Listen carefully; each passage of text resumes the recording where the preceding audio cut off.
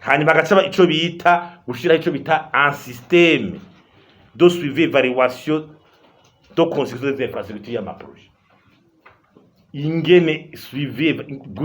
kugenda urasuzuma iyo byose amahera tunera gukoresha bivaho dusuzuma gute hariho ibigo bibijejwe ayo mamezo zose bivazwe reka akora amaprojet hariho nizi institution z'ama institution générale de l'État canke n'izindi cyo kuza kuraba ingene biriko biragenda hari n'amashinga amategeko ishobora kugaragaza kubiraba ikorereza Cour des comptes hariho natwega abanyagice bita contrôle citoyen de l'action publique twamaze ko niyo PIB yo programme de développement public twese tuzoja hamwe tuvuge tuti iri barabara riranditse ko rizubakwa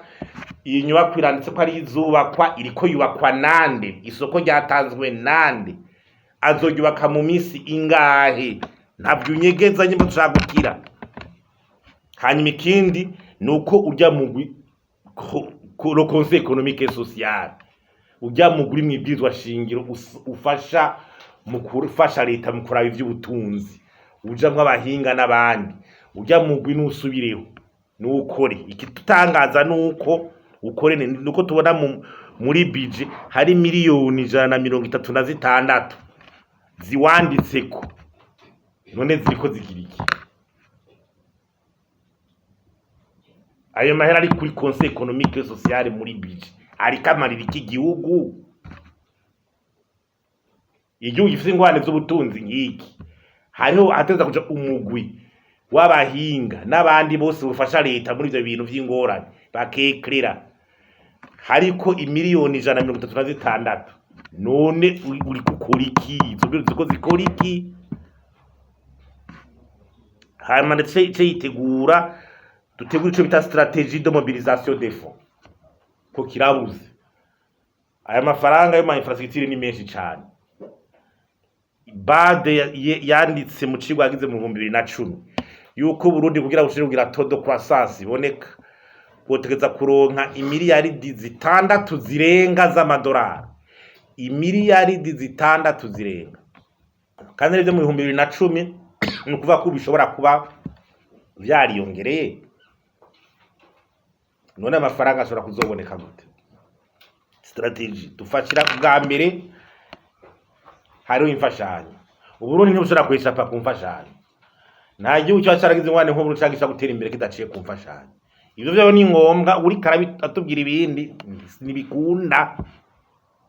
aho rero strategy yo kumobiriza mu Burundi imfashanyo ibanza gucamo uhejeje imfashanyo naho nyene igabwira kugira akamaro ninge ndiri kurayikoresha nivyo uri kurakora none ukinanirwa no gukoresha iyo baguhaye reka twe turacari kure niyo baguhaye niyo waduhaye iracatunanira gukoresha iracatugoye biracatugura urumva nico kibazo mwarabibonye ejo bundi iyo ni etape ya mbere etape ya kabiri rero ni ucuja muri bimwe bita ushobora kuja ku madeni aboneka canke amafaranga uja ku isoko y'amafaranga ukayaronka ukaja kuri stade ya indi bavuga bati partenariat public privé kwera ufise inzego n'uburyo buboneka haraza bagwiza tunga mugakorana bagashobora gukora ibikorwa remezo kwera babona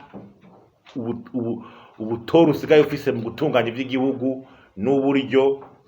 n'abantu ukoresha iyi strategy rero tubwiriza kwicara tukayikoresha ninge ni mitahe yawo bagwiza tunga iza ubu two kwevara mu Burundi partenariat public et privé imaze gutumarira iki mu bijanye n'ibikorwa remezo imaze gutumarira iki nta kimwe nta kigaragara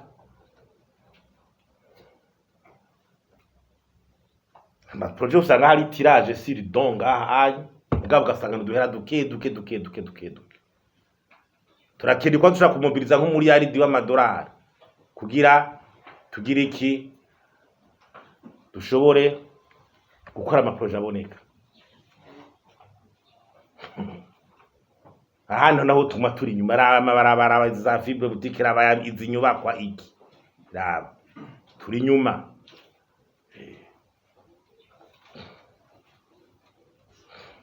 urumva rero ibire by'inyubakwa nuko bitegezoza biragenda n'amamakete akaboneka niki bikaba ibintu bizwe n'abariko barabikora